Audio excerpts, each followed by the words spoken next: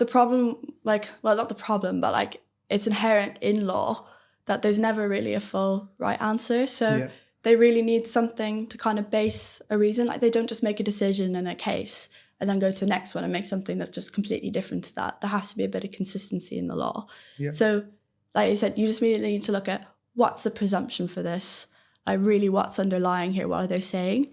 And in particular as well, if you disagree with that presumption, really try and articulate why you disagree with that, because like that they really like that as well, like of trying to build an argument of like, I disagree with this, I think it's wrong, and trying to challenge those presumptions as well as trying to find them.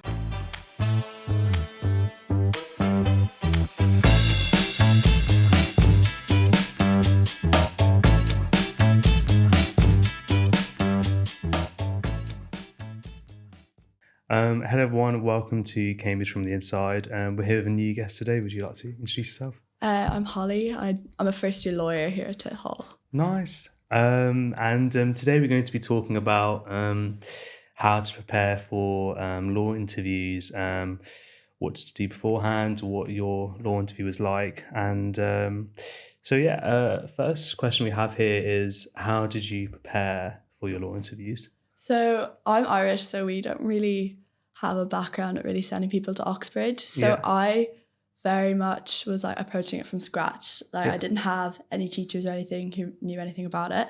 So I like most of my prep for it was like things I found on the internet of what other people did, and like based off of their experiences. So there's a lot of like mock interviews. I think Oxford have a few of them up, and I think they're really good to just kind of get a visualization of what to expect for it, because rather than going in blind like, oh my goodness, what is going to happen in this, so that was good. I was also quite lucky. There was like a network of Irish students in Oxford and Cambridge who like help other Irish people, Irish to Oxbridge, so I did a mock interview through that. Nice. But I think by no means you don't need to have someone available there to like help you with the interview. I think the biggest thing for me, and I think the biggest thing what helped me, was going online and getting like articles in the news, like talking about cases that had like recently occurred, or like statutes that had just come in, like new legislation and new laws that Parliament implemented, and just breaking down of like comprehending what's happening here. So like, what are the facts? What, like, say for if it was a case where it was like someone killed another person, it's like a murder case, like, so what happened here? What did the court do? Like, did they prosecute him? Did they not? And why? And just really trying to break down, like just continuously asking yourself, well, why did they do this? Why did they do this? Why did they do this? So like just to put like a bit more like concrete example of that, like in the murder case, you'd be like, well, what happened here? And you'd like say the facts. I don't know, a man killed someone in the street. Why did he do that? What did the court say it was? Murder. You'd be like, well, why did they say it was murder? Because he killed someone. Well, why did they want to prohibit that? Because we think killing people is bad. And you just go, well, why would they want to do that? Like, oh, because we think all human life is valuable. And you just keep going down and down and down, like, why? And at the beginning, it feels really unnatural. And it feels you're just like, this is so silly, because it's not something like maths or like history or something where you have done it for like A levels or your equivalent. It's something very, very new. It's for most people, I would imagine. And so it almost just sounds silly, like this is obvious, why are they doing that? But you'll be faced with questions like even in the law degree at Cambridge where you're like, I've never thought about this before. This is so like you have to question everything that you would have just assumed anyway. So just really just break it down, like, and keep going why. And at the beginning, it, like as I said, it's going to feel really unnatural, and you're probably going to hit a lot of roadblocks and be like, I don't really know what to say here. I don't know. But I think it's better to do that practicing before than like getting faced with something in the interview and you haven't had practice with like reasoning something out loud, because that's what they're looking for really. And as well, like even just doing it in front of your friends or a family member, even if they're not asking you a question, just having an audience there is really good as well. So yeah, I think that was probably the best thing for me. And it's something that you can do in your own time. And it's something that's free online as well. You just look it up. So, yeah, it's just really that trying to get practice of like breaking down why would they do something. Yeah. That's what it is. So I think that's quite interesting because something like, especially people who don't study law or haven't really thought too much about the law in the way that you said, something like someone was killed and they were murdered. Most people would just assume that that's wrong and full stop, not really think too much more about it. Yeah. So are you saying that it's a good practice to kind of challenge your assumptions and understand where those assumptions come from and seeing where that's some like that action is illegal from like the law's perspective? Yeah, it's exactly it. Because like the problem, like, well, not the problem, but like it's inherent in law that there's never really a full right answer. So they really need something to kind of base a reason. Like they don't just make a decision in a case and then go to the next one and make something that's just completely different to that. There has to be a bit of consistency in the law. So like you said, you just really need to look at what's the presumption for this, like really what's underlying here, what are they saying? And in particular as well, if you disagree with that presumption, really try and articulate why you disagree with that, because like that they really like that as well, like of trying to build an argument of like, I disagree with this, I think it's wrong, and trying to challenge those presumptions as well as trying to find them as well is a really good one as well. Yeah. Nice. And are there cases where from like the law's perspective the case might like it's I'm trying to find the right words, like it's not so clear what should be done? Like, I think there's one specific law case that I'm thinking of from a while back. This is a very specific example, but it was there was two individuals. I'm not sure if it was a robbery, and they were caught by the police. And one of them, he might have been autistic. Was holding a gun, and his partner had said, give it to them, but he misunderstood and he'd shot the police officer. And then there was a whole thing about whether he should be punished for that or not, because whether it was from his and I guess like they're trying. My point, which I'm eventually getting to, is exploring those cases of where it's like you can kind of argue from both sides, and it's hard to kind of like know what should be done moving forward. Yeah, exactly. And like, if it was so easy to say in every situation what a law is, you wouldn't have a trial and you wouldn't have a court case, and there wouldn't be a need to bring everything like cases to the Supreme Court. There's always going to be a bit of controversy, and like life is really difficult. So like in that instance, it was really unclear what to do there. Like there's a moral argument on both sides to say, well, someone has been seriously harmed or killed here, and they deserve something, like in the ways of justice. But then you also have justice for the other party to say, well, but he didn't understand what he was doing. So that's going to be prevalent in a lot of things, and you just really need to try and reason both sides and try and weigh up the interests of both sides and kind of come to a conclusion on that. And oftentimes there might not be a really, really easy conclusion, and it could be like, I really, like in that case, I really, really don't know what to do here. And you have to come along on a side even by a tiny bit and try and make like an evaluation in that circumstance. But don't just come in on like when you read a case like that and be like, oh, well, it's obvious. It's obvious, because nothing's ever really obvious in it. And so you just really need to be like coming from that, oh, well, it's obvious that they're guilty, to being look at the finer details in that and getting the practice in that. That's kind of really what they're looking for, not even just in like the interviews, but like in supervisions in Cambridge as well. Nice. And so like in an interview, if you're shown a situation where you might think, oh, it's a bit I'm actually not sure because I can kind of see multiple perspectives on this. I think a lot of people kind of have an impulse that they need to appear to kind of choose a side and defend a side in most situations, but would it be completely fine to kind of show different reasons for both perspectives and say, you know, I don't think we're going to be able to come to a firm conclusion in this interview? Yeah. There actually was an instance like that in my interview. Yeah. So I got asked, I can't remember exactly what the question was, but I just remember I was really at a loss for instantly, because I think it's quite natural to be like, oh, well, here's my conclusion and here's the reasons why. And I was like, I actually just, on first instance, it took me a while to think about it. And I was like, you just have to say something. So I said, I'm actually unsure about this. And I went on one hand, I think X, Y, Z. And I went through my reasoning there. And on this side, I went X, Y, Z. And I said, and you can kind of make a tentative conclusion, be like, well, I kind of see the weight on this side, but I think there's also a really good valid argument there. So I'm not totally 100% sure, but try and don't just leave it in oblivion. If you're really, really stuck, and you don't think, it's like, if you've outlined that reasoning really well, or just showed that you're trying to think about things in multiple different angles, that's a really good skill to get across.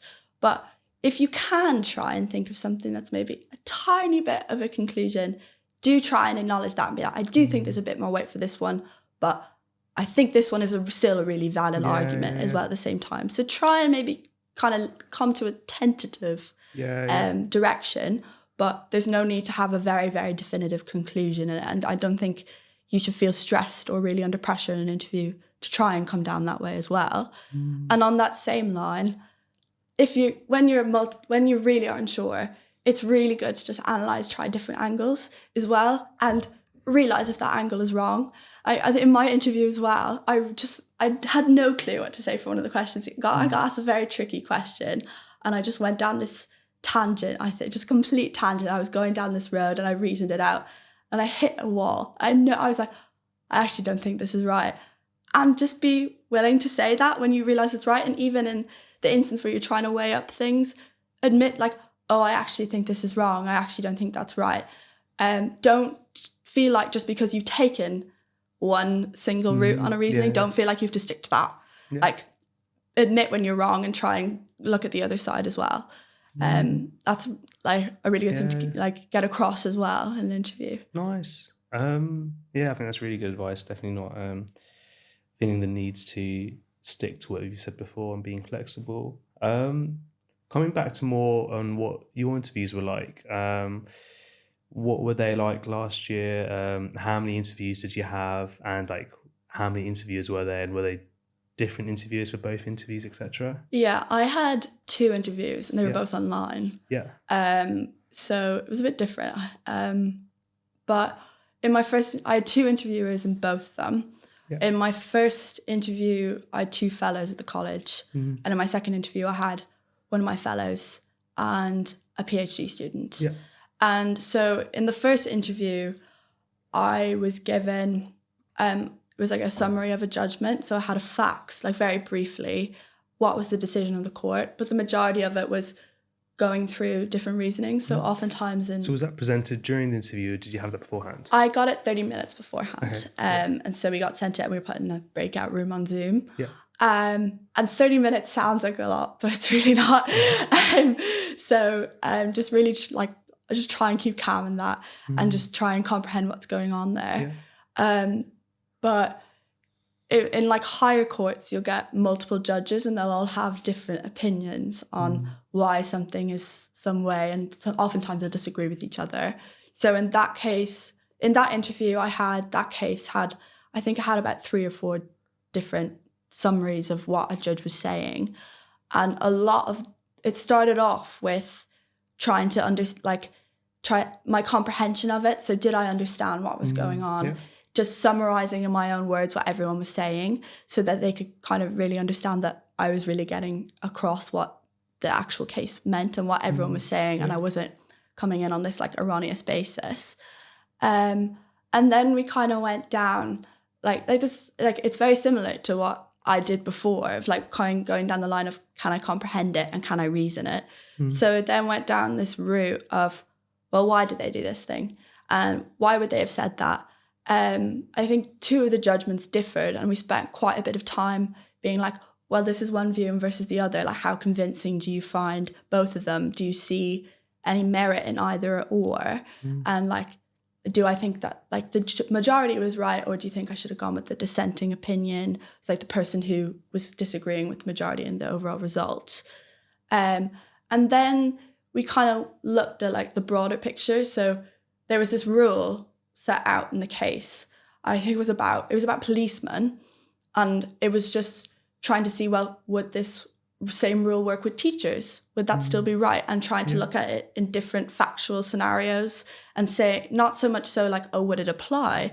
But more so like, would it be right to apply it? Yeah. Like, would it be a good law in this instance? And then reasoning, well, if it is a good law, why is it a good law? Yeah. And why would they want to do this? That was quite tricky. But like, and that was like when I often got like trapped in like, oh, no, I actually don't think this is right. And I think there was certain instances in that one where I said something and I knew it was wrong going into it, and like my interviewers were just like I think a face on it. So if you like, you can kind of like get a vibe on that as well. Yeah. But like you come back from it quite quickly. You just take every question as it goes. And like as I said before, like just really admit when you're wrong. Like, I don't think this is right, and try and look at it from a different perspective, because there obviously is a different perspective. And they're quite understanding if you're really struggling, like take a second. I actually had, because I find it good to just scribble notes down. So I had like, a piece of paper with me, like a notepad, and I just wrote bits and pieces. And when they were asking me questions and stuff, I'd write the keywords down from a question as well. So that like just keeps you focused on the question at hand. Like try and not go too far away of what they've asked you. And did that help with the pre-reading, the notebook? Yeah, I printed mine off. Okay, yeah. So, and I just wrote little notes. So it's like, so when I was going through it, I'd had a highlighter and I'd highlight the key facts. And then as I was going through it, I was just trying to apply my own opinion to it. So you're comprehending it, but then I was also trying to think of, oh, well, I like this idea. I like that idea. Oh, that one clashes with what this person's saying. This one's a bit different. Oh, I don't think this one is good. And I'd maybe write like 1 or 2 words down. Why? 30 minutes is not a lot of time. So you do have to kind of be weary with that. Don't really get bogged down in like, if you're really struggling with this one section of it and you're like, I don't really understand what it is, just move on, because the interview isn't going to be based off of that like one tiny section. So I just like wrote bits and pieces on it. I think that's good, because it just, if you're caught in a question and you get a bit lost in the interview, you get really thrown off by it, like just to look down and catch these keywords that you've highlighted, it helps you draw an answer together a lot more quicker than just this big block of text in front of you as well. Yeah, so that was good. And what was your second interview like then? So my second interview, I had pre-reading as well, and the same 30 minutes. And that was just a statute. So I was given like a law, and it was like, I think there was like 4 rules in it, and it was like breaking down, it was like to do with land. And I was like breaking down, like, this is the definition of it. This is when it applies. This is what happens. So that took me a lot quicker than the other one did in the 30 minutes. Whereas the first one was like a whole case to like comprehend and process. Yeah, exactly. Right. Whereas the other one was like, I think the first one was like 2 pages long, and this one was like 3/4 of a page. So it was a lot better. I probably did a bit more in the statute one than what I was actually asked, but I watched actually the Cambridge from the Inside podcast before, with Rachel Tolley, which the law one. Yeah, the law one. It's actually really, really good. I should have said that when I was prepping. I did watch that, I think about like 2 or 3 times. Nice. Because it was really helpful. And in that, because I can't speak, everyone's interviews is going to be a bit different, even in like within college. So what I did whenever I was doing it was writing down my own opinions on whether it was a good law, and like do that as well. I wasn't asked any kind of questions like that, but there's like no, like it does kind of help with your understanding of the case as well. I mean, the statute as well, because you're kind of like looking at it from like a deeper level as well. And then in the actual interview itself, in the first interview I was asked questions by the 2 interviewers, and the second one I was asked a question just by the fellow, and I was presented like a number of hypothetical scenarios, like, well, which statute would apply? How would it apply? If we change this one tiny fact in it, would it still apply? And even in that instance where it's like this question of like, oh, does it apply? It's so easy to be like, yeah, and just sit there. And it gets quite awkward. Don't do that. Just explain, yes, this applies because this section says it, and that section says it, and this like, I can't remember exactly what it was, but like this car is in the definition of things in this statute, and be like, just pick out the specifics and say, just really show that you understand what's going on, and you really understand how this statute is going to apply, and just like really understand that. And like, it can get quite tricky, because sometimes, I think especially with statutes, it's like, well, something can be like, land can be so many different things. What you own on your land can be so many different things. So it can be like, it can seem quite simple sometimes to just jump in on a yes or no, but really just take time to think about that. And if you think like, oh, well, I think this is yes, but there is a possibility that it might not apply, highlight that possibility and show that you're thinking about it in a different way as well. And you're open to other like applications of the law as well. I really just show that as well. So just don't, like, oftentimes it will seem really obvious, and it could be really obvious, but sometimes sometimes it might be something that you're really missing with it. So just take time to contemplate that as well. Nice. So am I right in thinking, like, if you think something's obvious and the answer is like a mere yes or no, just to even briefly show your reasoning so that they can see whether why you've come to that conclusion. Yeah, exactly. Yeah, so like, show why you've come to that conclusion, and particularly it could seem obvious to you, and you say a yes or a no, but that answer actually might be wrong.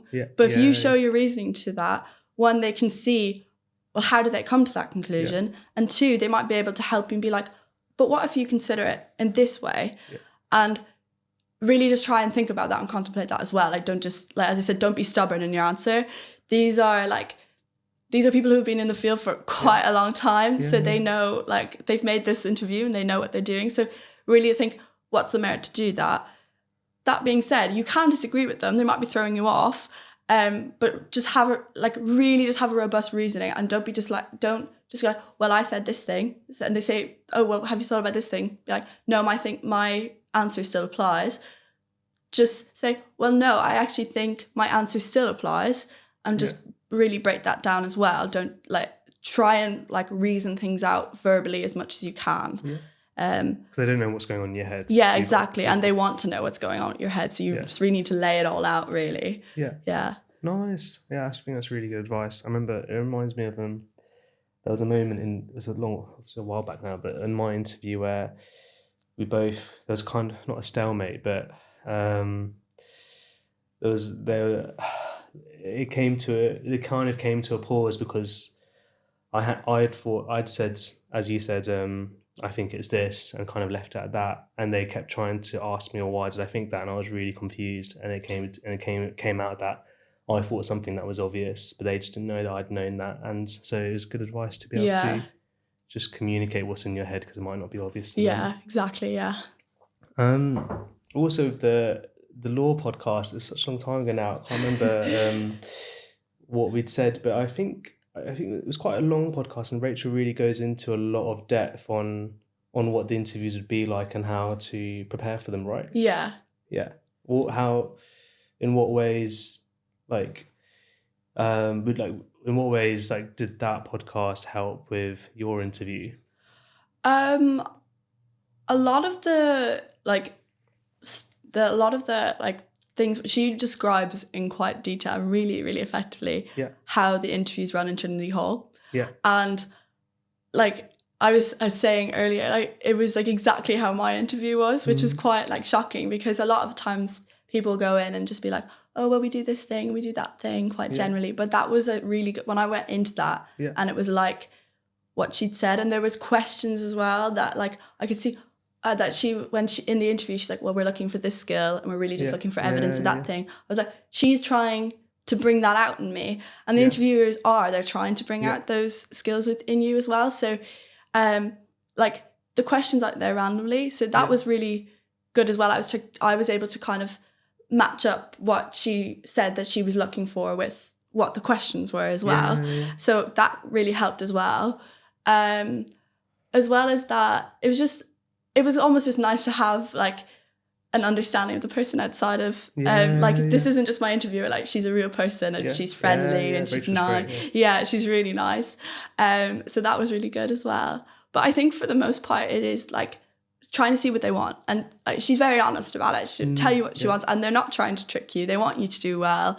They're not trying to sabotage you in any way. And so like everything that she did say, and that was what the interviewers were looking for. So definitely take on board what she's saying in that, and don't just like write it off. And then I think like I'm the type of person that needs to just have like a visual of what I'm going into and just have an understanding of what I'm expecting, and that is also good for that. It's the interview, the podcast itself is really good for that as well. It's just gives you a bit of a familiarity with the process as well. So that was quite good. Nice. Yeah. So the next question that we have is just back on the pre-reading. In terms of how to prepare for it, would like what kind of things could students like read in order to prepare for it? Do they need to read like a lot of statutes, or would like just kind of practicing their processing information and other materials of text, would that be of use as well? Yeah, I think, to be honest, I feel like if you just go straight into reading statutes, it could be very intimidating, because the one that I got was a lot more simplified than like the big beasts of text that I'm getting now. But I think like definitely just like looking at regular text, just sitting down and like going through it. Like even in the case of like the news articles, just sitting down and going through them, and just like if you think about it, I think that there's three key skills they're trying to get across in interviews, and that's, do you comprehend what's going on? Like, are you able to understand what this piece of text is telling you? Are you able to understand why they did that? Are you able to reason out how they came to this conclusion? And then the third one is like, how does this apply like more generally? So like in the case of murder, like is killing bad? Like, murder's prohibited because we think taking human life is bad. Is it bad in all contexts? Is it okay for a doctor to turn off a life machine? What defines a human being? Is it someone who's in a vegetative state, someone who doesn't really have a quality of life? Is it a fetus? Does it extend to a fetus? Go that far? So those are kind of three skills, I think. But I think just taking this time to sit down on these, like even just with your schoolwork, it depends on what subjects you're doing, but like just try to go across and like taking the time to sit down and just go through things and understand it in like a 30-minute period. I don't know how long every college does for pre-reading, or if they'll even be that long this year. Which is a good point. I should say that even though like your interview last year was, as we've described it, the interviews will change, like could change year after year. The content will definitely change year after year, and how each college does the interview differs. So you might have pre-reading at one college, but another college might not do that, etc. Just to kind of explain that to the viewers. So going back on the pre-reading, because I remember you were saying when you were doing your pre-reading for your interview, you were kind of making annotations as you're going through the document.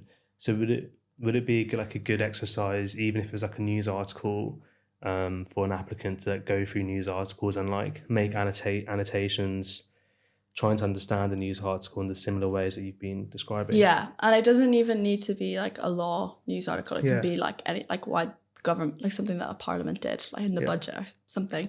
You don't need to be even particularly interested in it. But yeah, I think it's a really good idea to even like if you don't have a printer, even a hand, just write down key points on a notebook as if you're annotating it. But definitely practice it. I don't think I've really practiced it too much, the actual physical pre-reading, which I think actually really set me back, because I just kind of came up with like, oh, I'll annotate and I'll highlight like right before I sat down to do it. Because so it worked well, but I didn't really as like a genius idea. I didn't really like appreciate the fact that I actually would have to do it. So but hopefully if you're watching this, you're a bit more prepared for the pre-reading than what I was going into it. But yeah, I think it definitely did work well. So I would say to go do it, because I was quite good at doing it in my head, but you're not necessarily going to have that, because at the time when you're practicing it yourself, you're not under the heat and pressure of being in a Cambridge interview.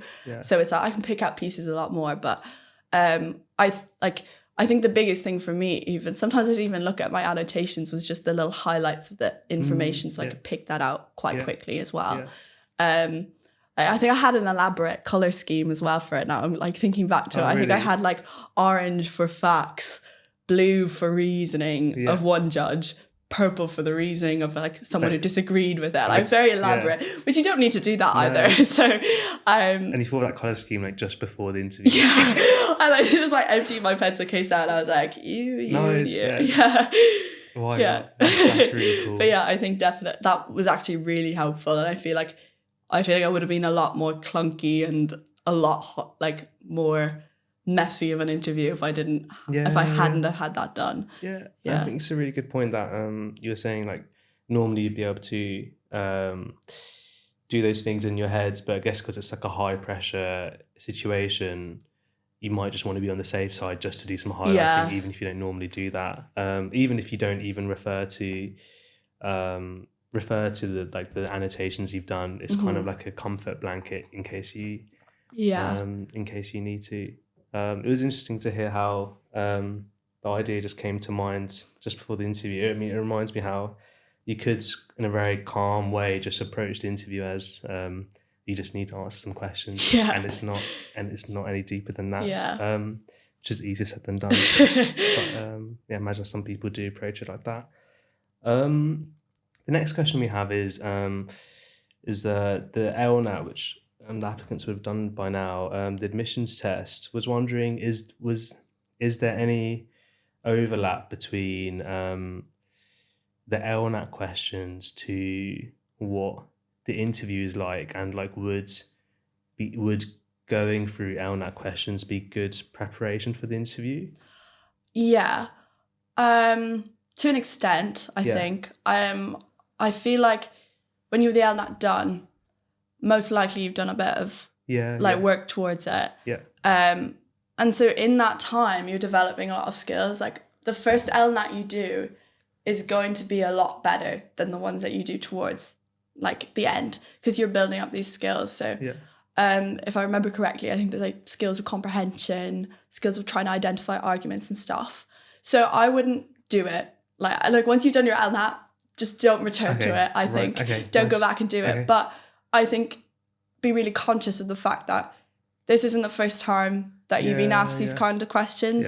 The like pieces of text that you get in the LNAT, while they may not all necessarily be legal, the kind of way that they're presented and the kind of skills that you use in like reading through them and analysing what they're trying to say is very, very, very similar to the kind of questions and the kind of text that you get in the actual interview. So like in one sense, when you sit the LNAT, it's not useless. It's not like, oh, well, I've done that now. You've developed a lot more skills than what you did at the start. What can be useful potentially is maybe, I didn't do this, but like on reflection, is going back through like LNAT essay questions and maybe trying to like certain ones, I think they're quite varied, but and trying to think, oh, well, like if it was something like, oh, why would, I think my LNAT essay question, the actual one, was something about why freedom of speech is important in a democracy. It was the best one of like 4. The rest of them I had nothing to say.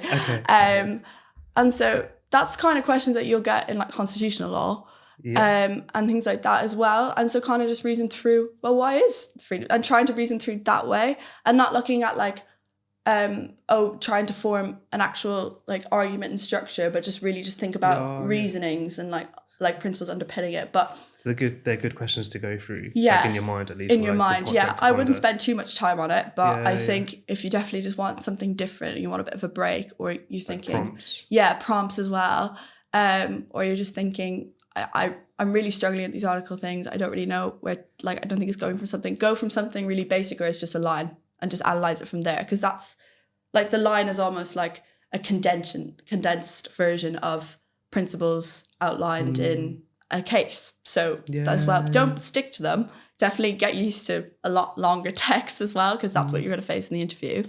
But it can be quite useful. That's another bit as well. Nice. Yeah, I think it's really good. It's quite encouraging and good to remind applicants that, given that they've already done the LNAT, then they've already had a lot of experience, experience for what the interview is like. So going into the interview with that in mind, we build a lot of confidence. Yeah. And now that you've done your first term, how's that been like, and how has first term and the degree lined up with what you were expecting in law? Yeah, so it's been a lot of work, but I feel like I knew it was going to be a lot of work coming into it.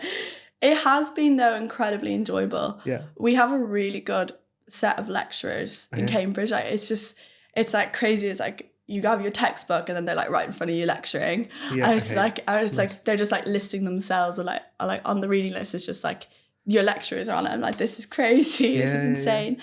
But no, it's been really enjoyable. It's been really interesting.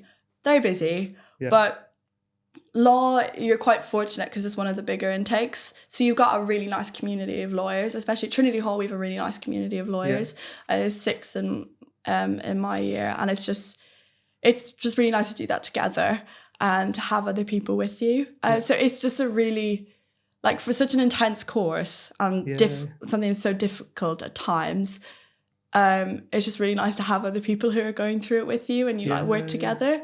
And it makes a really nice supervision culture as well. Yeah.